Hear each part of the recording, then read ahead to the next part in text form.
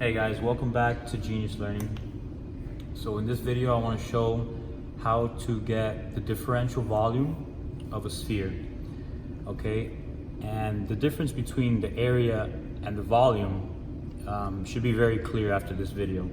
And so we use this in physics for things like calculating the electric field, and when you're using Gauss's law, you need to calculate the volume of the charge. And so in electromagnetism is a perfect example where we can use this. All right, so let's derive this. Let's on the left side, just like previous videos, I'm going to show that this is 3D. Okay, so both of these spheres are 3D. I'm only going to draw this one in 3D, and this one I'm going to leave like that so I can show the details. Okay, so we have a 3D sphere, and we have the radius that goes out to some differential area. Okay, just like before, where the theta comes down from Z,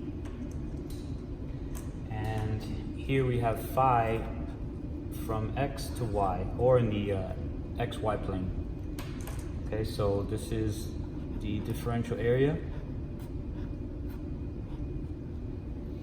Okay, so now looking at this sphere here, okay,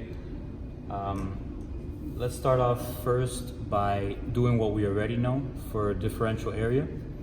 So we know that this R vector, right, is right on the surface. The only difference on this picture is that I'm gonna label it big R, okay?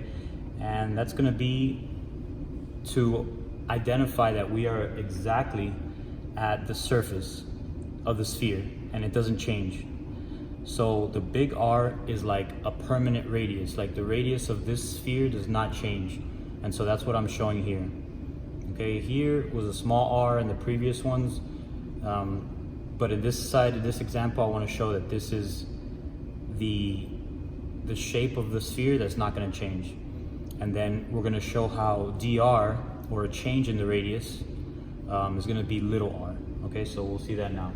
So we got big R, okay, and then this is right on the surface. So let's draw our differential area. Okay, so differential area, just like before, and we'll shade it in a little bit. So remember, this is right on the surface here. All right, so now we know the angle theta comes from Z downward, and let's label this component up here big R sine theta, because it's opposite over hypotenuse, and we have R cosine of theta for the left side, which is the Z axis. Okay, and so we know that this is theta, and if we move again another angle, all right, differential theta, we have this new position over here at d theta. Okay, let's project the differential area down onto an XY plane. And so we're gonna just project it down onto the XY plane, right? We still have this arc length, which is the same thing as this arc length. Okay, and we have here this length here is going to be the same thing as this length here and this length here. Okay, so I'm just projecting this differential area down, and I'm projecting this vector here downward also. Okay, before moving forward with that, just like before in the previous one, small review. This is R vector. This is just a review of arc length. This is the R vector, and we have an angle theta, And so if we move through an angle theta, this outside here, okay, is our arc length. And we're gonna label that S. And so S is equal to the radius times the angle it moved through. Okay, so this is gonna be very important for the rest of this example here. All right, so now we have this projected down, and so let's label this R sine theta. That's this again, right here. Okay, and this one's the same thing. All right, and we know that in the XY plane, we have phi that goes from X towards the Y, okay? And it stops there, but if we had a change in phi, so we had another differential in phi, then we're gonna end up here at this line, okay? So the first phi angle that we get to is here, and then we do a small change in phi, and we get to this line here. Okay, so now we have this side here that is an arc length of R, big R, sine theta, right, which is the radius, times the angle in which it moved through, which is d phi. Okay, same as before. So this part is nothing new. And for the top part, okay, so we're looking at this arc in here, this arc length, which represents this side here. And so we're gonna write here R d theta. Okay, so just keep in mind that it represents this arc right here. All right, perfect. So now let's get to the dr. All right, so let's say this is a sphere and we have layers to the sphere. Okay, so we want to know the differential radius. So we want a volume element, right, that's going to represent this little cube. And in order to get this cube, right, from the flat surface of a differential area, we need to increase it a little more in order to make it have volume. And so this is R, and we're gonna extend the R to go upward here, back here, here, and back here, okay? So what we did was we have R, so I'm gonna just draw an example here. We have the vector R.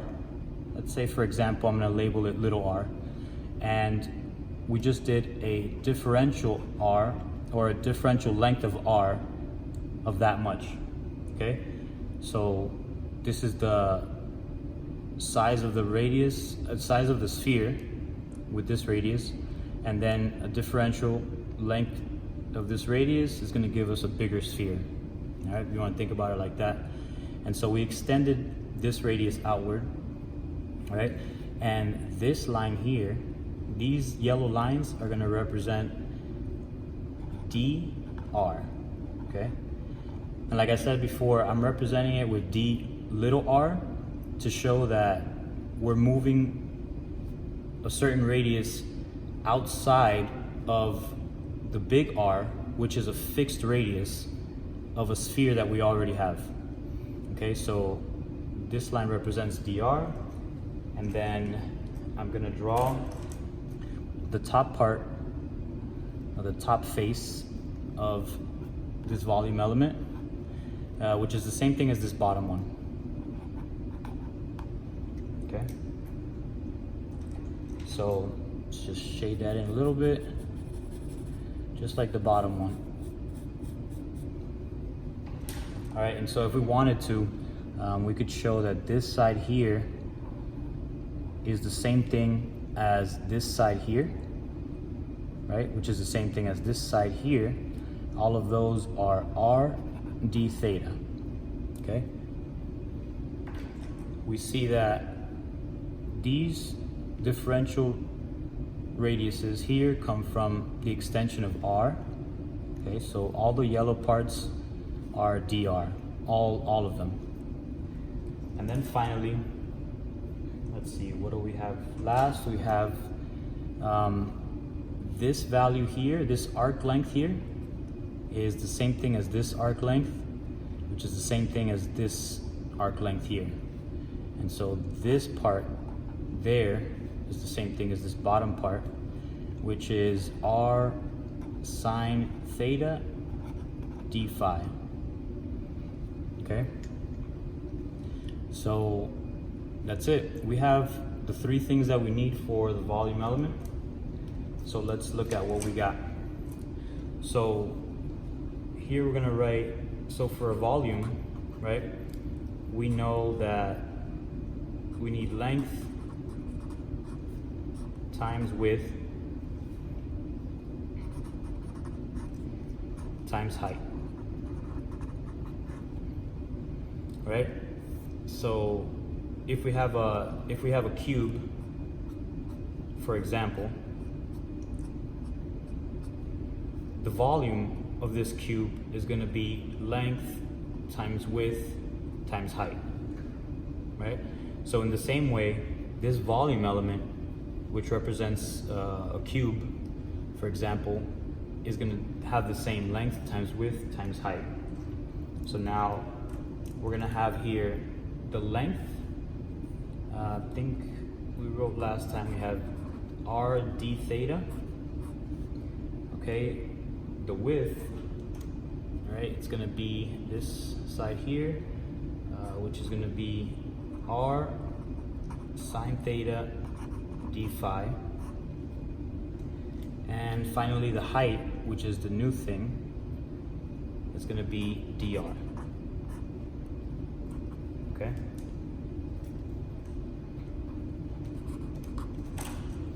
And so again, I'm going to change this big R to little r, but keep in mind that this R is fixed, is a fixed radius on this sphere.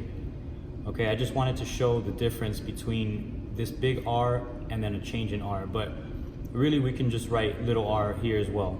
It's going to mean something different depending on the type of sphere and the type of cavities that you have inside the sphere and the layers you have in the sphere. So I'll show an example of that in one of the next videos, but we're going to switch this to little r. So we have little r sine theta d phi. And so now putting all three of these together for the differential volume, we're going to get r squared sine theta dr d theta d phi. Okay? And if this confused you, you know, using the big R, little r, I'm going to make a video showing an electromagnetism problem, and you'll see why I do that. So if it's a little confusing for now, just try to think of it as a small r and then a change in r. It's the same thing. Okay? So this is our differential volume. And so let's see why that's important in our equation for electric field using Gauss's law. And so this is the closed integral of the electric field dotted with the differential area is equal to Q enclosed, which is the charge, over epsilon naught. Okay? And so what we need to know is Q enclosed. Okay, so we have here a 3D sphere, and so we need density.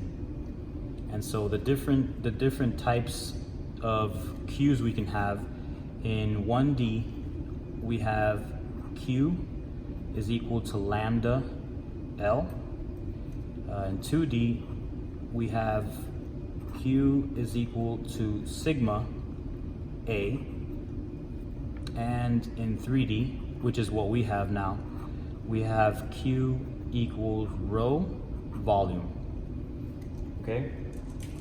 So this here in 1D is charge, is a line charge, which is represented with lambda. Okay, and this is surface charge, and this is the charge density. Okay, so this is the one we're going to be using for this example because it's 3D. And so this Q enclosed is going to be Q equals rho V. So for the left side, we already showed how we got the differential area in the last video. So we're just going to write here 4 pi r squared. And if you don't know where this comes from, just watch the previous video on the surface area of a sphere. So the differential area of the sphere. So we calculated that already, and then we have Q enclosed, which is rho volume, but we want to check the differential charge, or more specifically, the density of charge within a certain volume.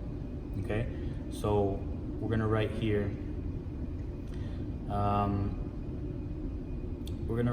rho dV over epsilon naught. Okay, so really what we should be doing is combining these two first to try to get a solution. So we got dq is equal to rho dV. Okay, and if we integrate this side, all right, this integral and the differential are going to cancel. And for a volume, you have 3 integrals. So for the differential area, we have 2 integrals. For the line charge, we have 1 integral. But for 3D, we have 3 integrals. So we're going to have 1, 2, 3 integrals, rho, and then our dV, which we calculated here. Okay, so this here is going to go on this side for dV. We're going to have r squared sine theta dr d theta d phi. Okay, our limits of integration for phi are going to be 0 to 2 pi. For theta, they're going to be 0 to pi. And for dr, okay, this is final and this is initial. So we're going to say that our initial starts off at big R, right? We're starting off at the edge of the sphere. And then we're moving outward here a distance of dr, d little r. And so we're going to go and find ourselves somewhere outside the sphere at a radius of little r. Okay, so that's the final, and then the initial is the edge of the actual sphere that we started off with. Okay, and so that's it. So this is what we write in place of Q enclosed. And so this whole thing is going to look like E 4 pi r squared is equal to this whole thing here. We can take rho out, but let's just leave it in for now. So we got 3 integrals, rho, okay, we'll put in parentheses, r squared sine theta dr d theta d phi, everything here over epsilon naught. And our limits of integration are going to be big R to little r, 0 to pi, and 0 to 2 pi. So most of the time what's going to change in this equation here for the Q enclosed are these limits here. And so if you have like a layer, like a battery, you know, you might have a dielectric area and then another type of area that's a conducting area, then they're different radiuses, and you'll be able to go through them and check the electric field through each section by this integral with dr, okay? And I'll show more on that in some of the next videos, but I just wanted to show what the differential volume of a sphere looks like being derived, and then what it's used for in physics and how we use it, okay?